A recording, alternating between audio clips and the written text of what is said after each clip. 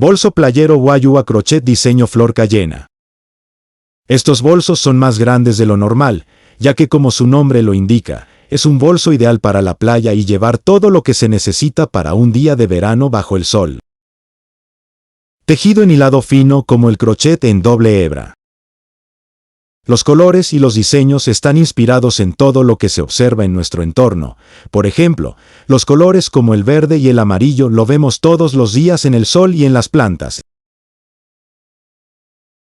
Los colores como el fucsia, el rojo, el chocolate los vemos en las flores y en la tierra, entonces todo tiene una razón de ser. Las auténticas bolsas Guayú no llevan cordón interno a menos de que el cliente lo pida o su tejido lo requiera. Lo último que se menciona es debido a que muchas veces nuestro tejido es débil, entonces se requiere meter cordón. Recuerda persistir en el arte que más te guste, la constancia es lo que nos lleva a conseguir lo que queremos.